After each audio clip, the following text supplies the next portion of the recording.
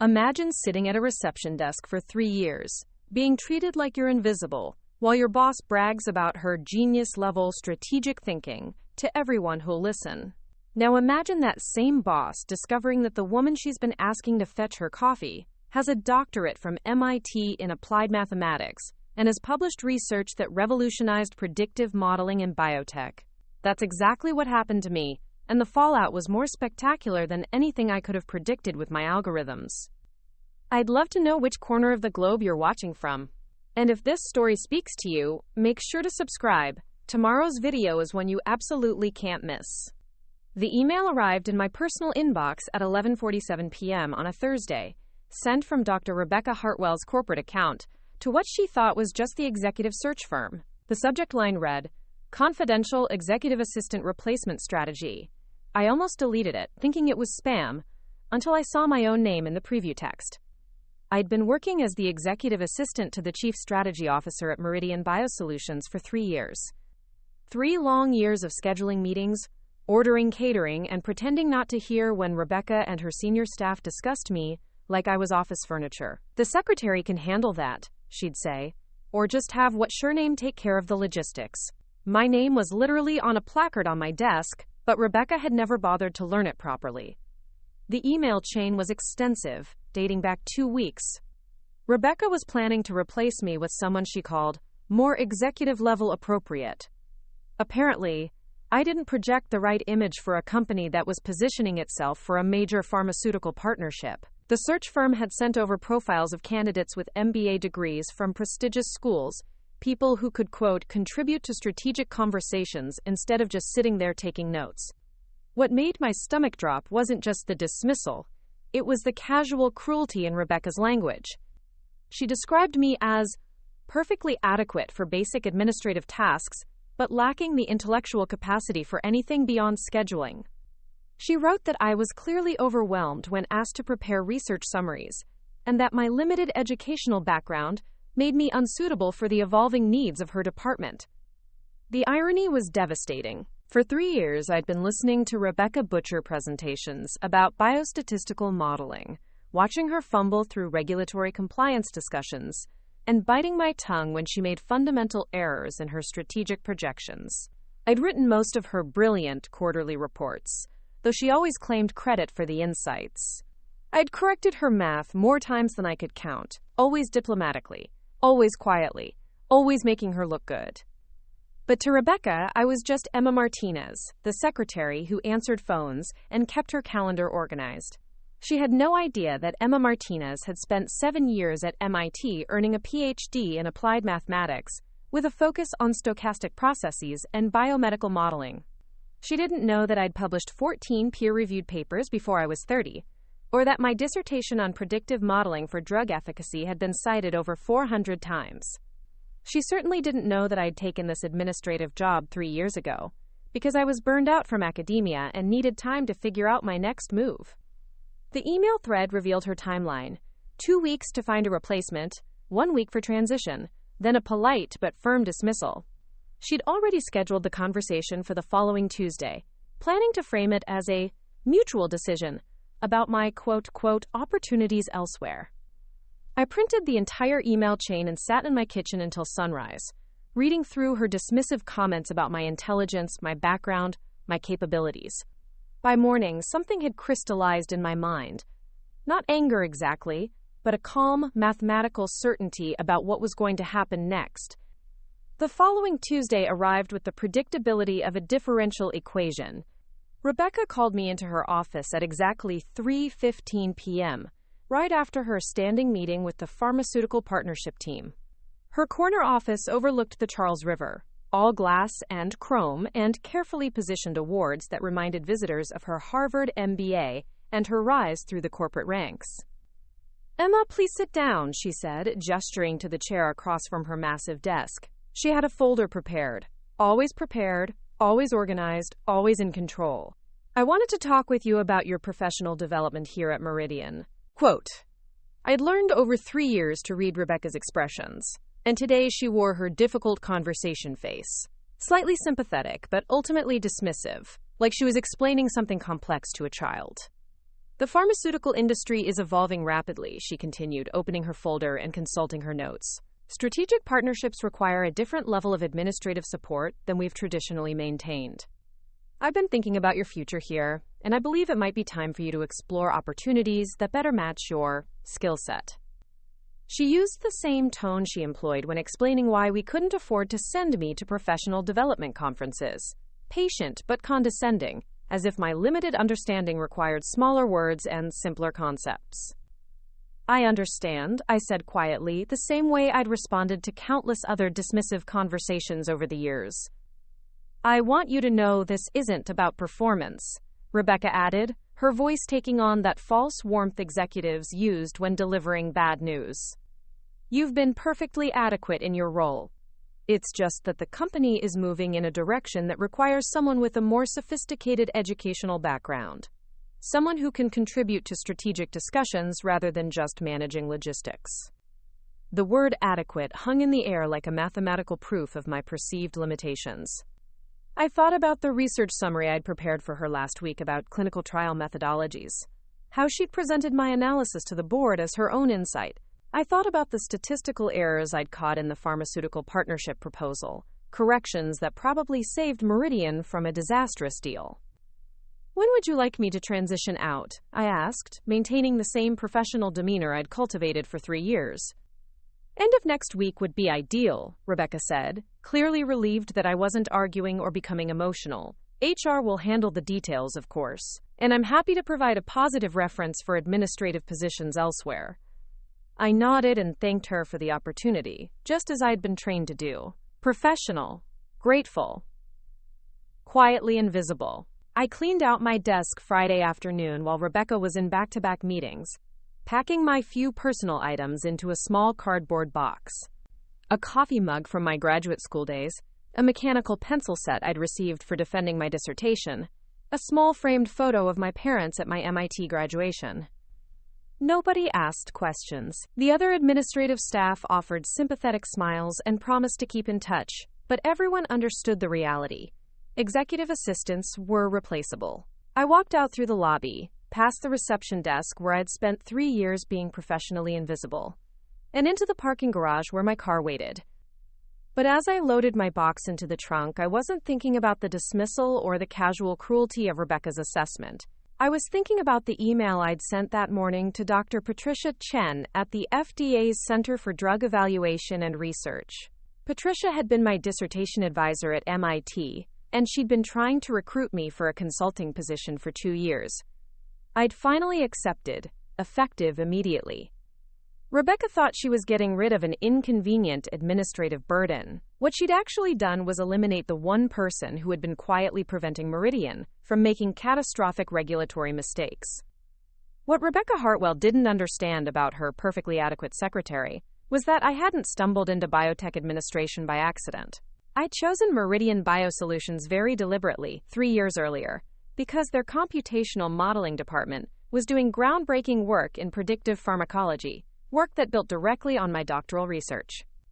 My MIT dissertation had focused on stochastic differential equations for modeling drug absorption rates in heterogeneous patient populations. The mathematical framework I'd developed could predict clinical trial outcomes with unprecedented accuracy, reducing the typical 90% failure rate of experimental drugs to something closer to 60%. It was the kind of breakthrough that pharmaceutical companies would pay millions to license.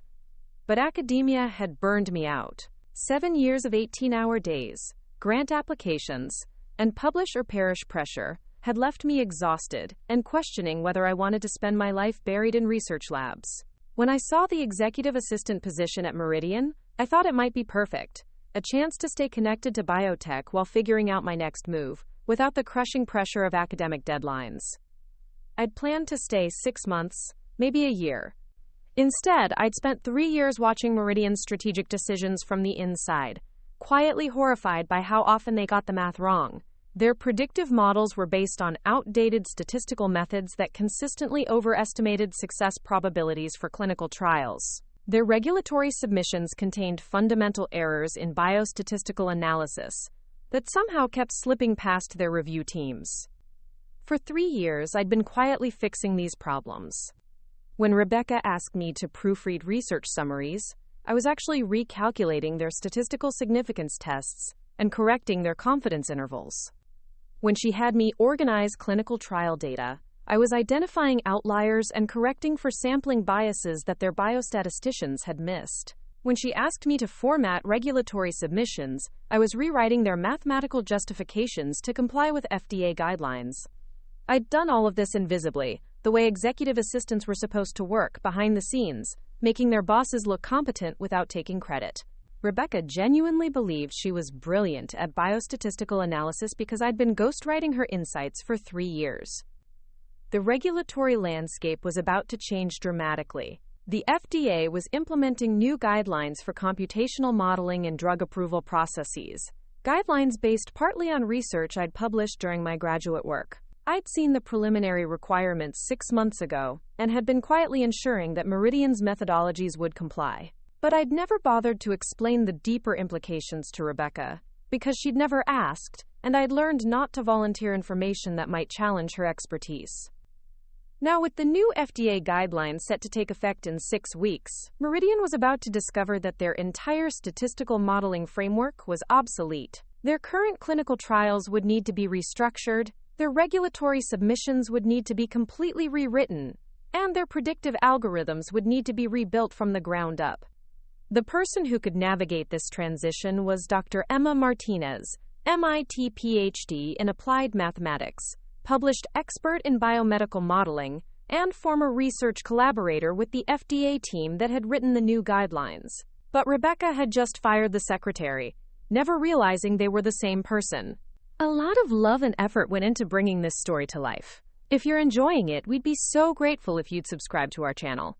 Now, back to where we left off.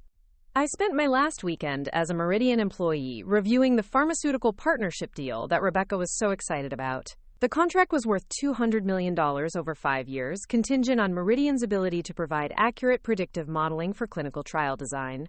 According to my calculations, Meridian's current methodology would fail FDA compliance within 30 days of the new guidelines taking effect. The partnership would collapse, taking half of Meridian's projected revenue with it. But that wasn't my problem anymore. On Monday morning, I started my new consulting position with the FDA, helping pharmaceutical companies navigate the transition to the new regulatory framework. My first assignment was to evaluate compliance strategies for major biotech firms in the Boston area. Meridian Biosolutions was on the list. The call came on a Wednesday morning, 3 weeks after I'd cleaned out my desk.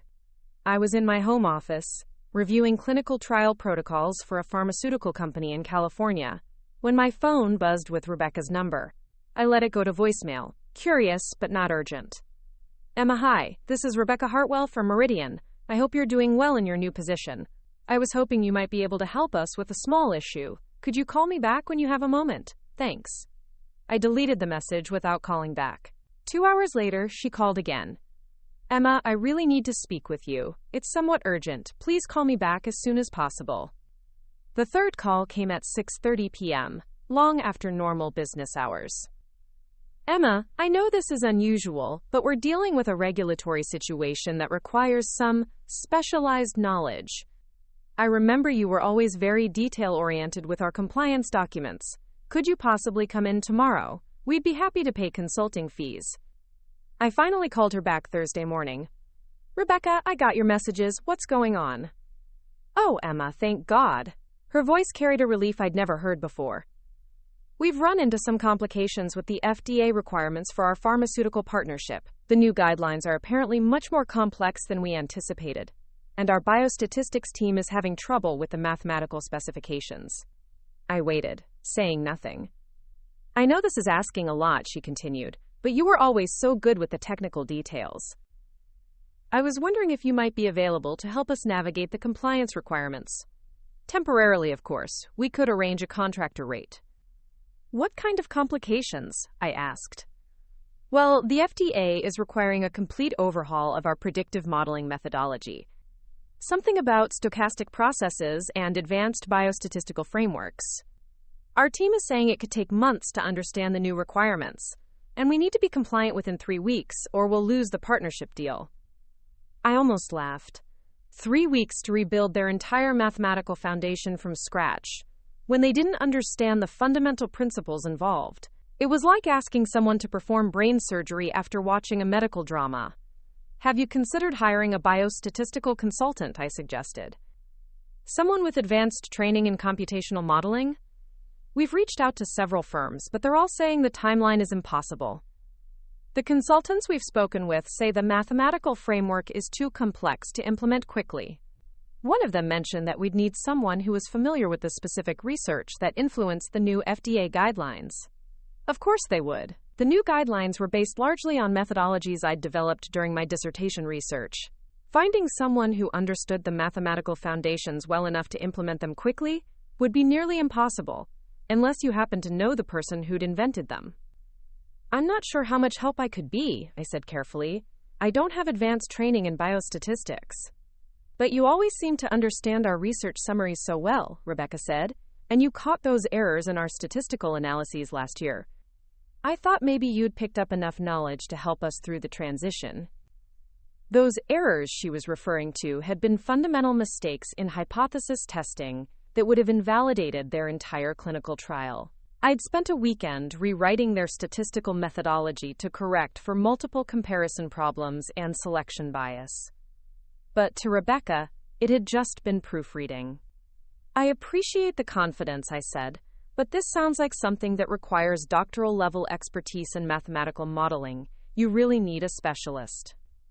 The specialists are all saying it's impossible, Rebecca said, and for the first time in 3 years I heard desperation in her voice. Emma, I'll be honest with you. If we can't solve this compliance issue, we're going to lose the pharmaceutical partnership. That's 40% of our projected revenue for the next 5 years. The board is talking about layoffs. I considered the irony. Rebecca had fired me for lacking the intellectual capacity to contribute to strategic discussions. Now she was begging me to save the company from a crisis that existed precisely because she'd never bothered to listen to my strategic insights. I'm sorry, Rebecca, but I don't think I'm qualified to help with something this complex. You really need someone with advanced academic credentials. The silence stretched long enough that I wondered if the call had dropped. What would it take? She finally asked. I mean, hypothetically, if you were willing to consult on this project, what would your rate be? I thought about the pharmaceutical partnership that was about to collapse, about the statistical modeling errors I'd been quietly fixing for 3 years, about the casual dismissal and the assessment of my limited intellectual capacity. My consulting rate is $500 per hour, I said. Minimum engagement of 40 hours, payment in advance. Another long silence. That's quite expensive for administrative consulting. Rebecca, I said quietly, you're not hiring me for administrative work. You're hiring me to solve a mathematical problem that your entire biostatistics team can't figure out. That's the rate for specialized technical consulting. I'll need to discuss this with the budget committee. Of course. Let me know what you decide. I hung up and returned to my FDA consulting work, reviewing compliance protocols for a biotechnology firm in San Diego. But I couldn't stop thinking about Meridian's predicament. In 3 weeks, when the new FDA guidelines took effect, their $200 million partnership would collapse. Their stock price would tank. Rebecca's career would implode. And all of it could be prevented by the secretary she'd fired for being intellectually inadequate. The call came at 7:45 a.m. on Friday, before normal business hours. Rebecca's voice was tight, with controlled panic. Emma, we need to move forward with the consulting arrangement. The board has approved your rate. Can you start Monday? I'll need a signed contract and payment in advance, I said. Also, I'll need complete access to your biostatistical databases and direct communication with your regulatory affairs team. Done, whatever you need. And Rebecca, I work independently. No oversight, no progress meetings, no status reports until the project is complete. If you hire me, you trust me to solve the problem my way. Of course, absolutely, whatever you think is best. I arrived at Meridian Monday morning carrying a laptop bag and wearing the same professional attire I'd worn as Rebecca's executive assistant. The security guard looked confused when I signed in as a consultant instead of an employee, but he processed my temporary badge without questions. Rebecca met me in the lobby, her usual confident demeanor replaced by barely concealed anxiety. She looked like she hadn't slept well. "Emma, thank you so much for agreeing to help us. I've set up a workspace for you in the conference room adjacent to my office. Our biostatistics team is eager to bring you up to speed on the challenges we're facing." The biostatistics team consisted of 4 analysts with master's degrees and 1 department head with a Ph.D. in statistics from a respectable but not elite university. They'd spread their work across 2 whiteboards, covered with equations that were approximately correct, but fundamentally incomplete. Dr. James Walsh, the department head, walked me through their attempted solutions with the patience of someone explaining calculus to a bright high school student. He was clearly skeptical about bringing in an administrative consultant to solve problems his team couldn't handle, but he was professional about it. "The core issue," he explained, "is that the FDA is requiring predictive models based on stochastic differential equations with time-varying parameters. Our current methodology uses standard regression analysis, which apparently doesn't meet the new compliance standards." I studied their whiteboard equations, recognizing the approaches they'd tried and the mathematical dead ends they'd encountered. They were attempting to modify existing statistical methods instead of building from the ground up using stochastic calculus principles. "Have you considered implementing a Kalman filtering approach with adaptive parameter estimation?" I asked. Dr. Walsh blinked. "I'm sorry?" "For the time-varying parameters," I continued, "the FDA guidelines specify that drug absorption models need to account for patient heterogeneity and temporal variability. A standard approach would be to use extended Kalman filters with recursive parameter updates." The room went quiet. Dr. Walsh exchanged glances with his team. "That's actually a sophisticated approach," he said slowly. "But implementing Kalman filtering for biomedical applications requires fairly advanced mathematical training. Are you familiar with stochastic control theory?" "Somewhat," I said, moving to the whiteboard and beginning to write out the basic framework. "The key insight is that drug absorption rates follow Brownian motion with drift, where the drift parameters can be estimated using maximum likelihood methods applied to clinical trial data." I spent the next hour deriving the mathematical foundation for their new predictive model, writing equations that transformed their impossible compliance problem into a straightforward implementation challenge. Dr. Walsh stopped asking questions and started taking notes. By Wednesday, I'd completely rebuilt their statistical modeling framework. The new methodology not only met FDA compliance requirements, but actually improved their predictive accuracy by 30%. The pharmaceutical partnership was not only saved but strengthened. Our models could now predict clinical trial outcomes with unprecedented precision. Rebecca had been checking in daily, clearly amazed by the progress but not understanding the mathematical principles involved. On Thursday afternoon, she asked if I'd be willing to present the solution to the board of directors. "They're very impressed with the results," she said. "They'd like to understand how we solved such a complex regulatory challenge so quickly." The board meeting was scheduled for Friday at 2 p.m. in the executive conference room. 12 directors, including the CEO, CFO, and head of regulatory affairs. Rebecca introduced me as the consultant who solved our FDA compliance crisis and invited me to explain our approach. I opened my presentation with a slide titled Stochastic Differential Equations in Biomedical Modeling and began walking through the mathematical principles underlying our solution. 5 minutes into the presentation, I noticed confused expressions around the table. These were business executives, not mathematicians. "I'm sorry," interrupted Dr. Patricia Jennings, the chief medical officer. "Could you clarify your academic background? This is remarkably sophisticated mathematical work." Quote, "I have a Ph.D. in applied mathematics from MIT," I said simply. "My dissertation research focused on predictive modeling for clinical trial design." The room went completely silent. Rebecca's face had gone pale. "And you've been working as a consultant in biostatistics?" Dr. Jennings continued. "Actually, until 3 weeks ago, I was working as an executive assistant here at Meridian. Rebecca was my supervisor." The silence deepened. Every eye in the room turned to Rebecca, who looked like she was having difficulty breathing.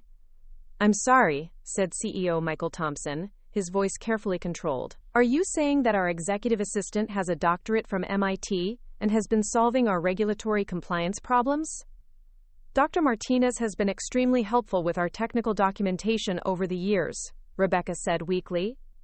For 3 years, I added quietly, I've been correcting mathematical errors in research summaries, rewriting statistical analyses for regulatory submissions, and ensuring that clinical trial protocols met FDA guidelines. Most of the biostatistical insights in Rebecca's quarterly reports came from my background research and analysis. The temperature in the room seemed to drop 10 degrees. CEO Thompson leaned forward. Dr. Martinez, would you be interested in discussing a permanent position with Meridian? Perhaps as our Director of Biostatistical Research? I looked at Rebecca, whose carefully constructed professional image was crumbling in real time. I appreciate the offer, Mr. Thompson, but I'm quite happy with my current consulting practice. However, I'd be willing to continue providing technical support on a project basis at my standard consulting rate, which is $500 per hour. Rebecca made a small sound that might have been a whimper. 6 months later, I was sitting in my home office, reviewing a contract from Meridian for my 14th consulting project, when my phone rang. It was Rebecca, but this time her tone was entirely different.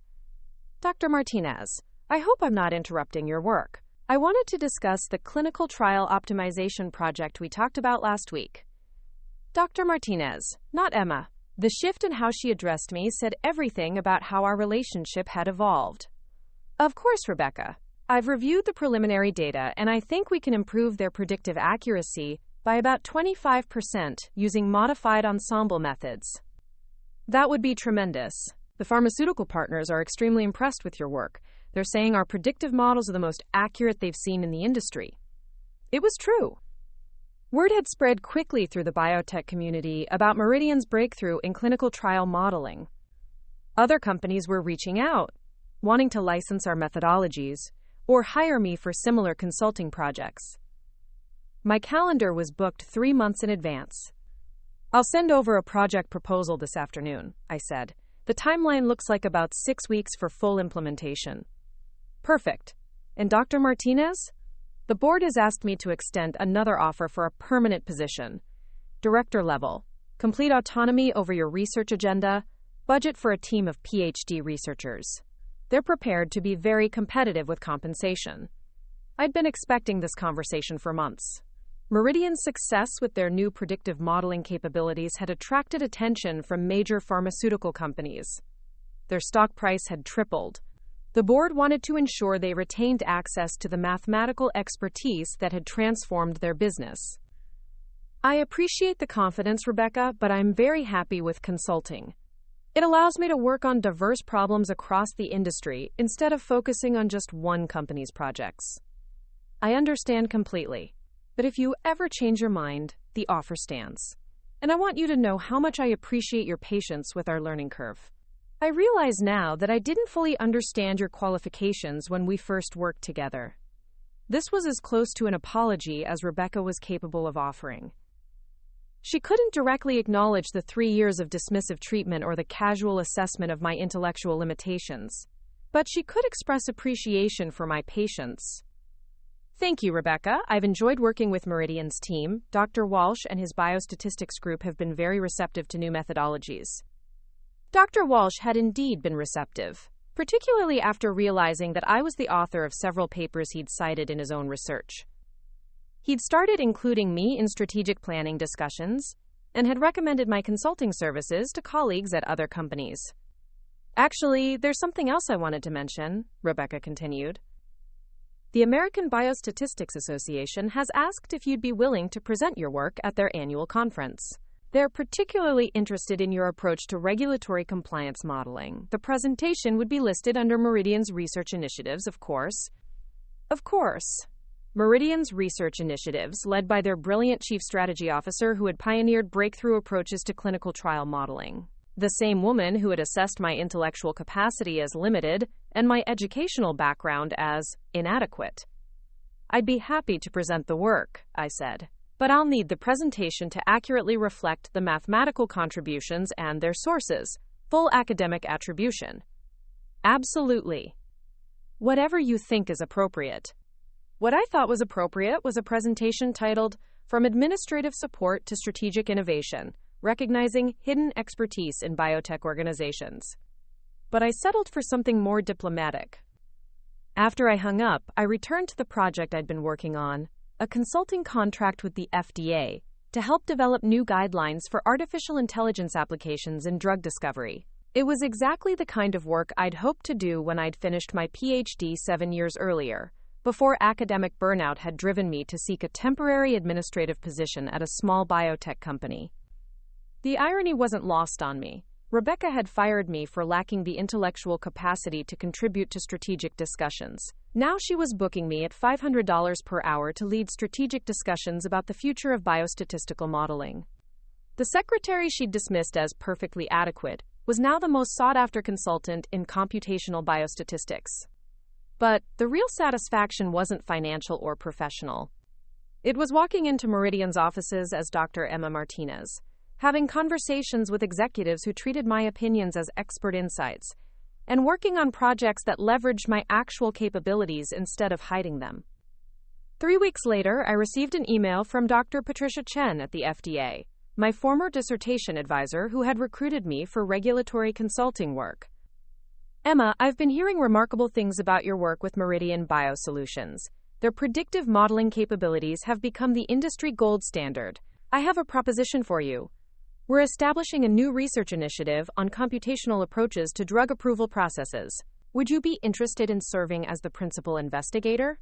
It would be a 3-year appointment, significant research budget, complete autonomy over project direction.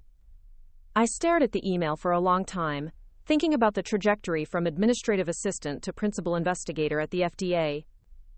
3 years of invisible work, 3 years of intellectual underestimation, 3 years of fixing problems while someone else took credit.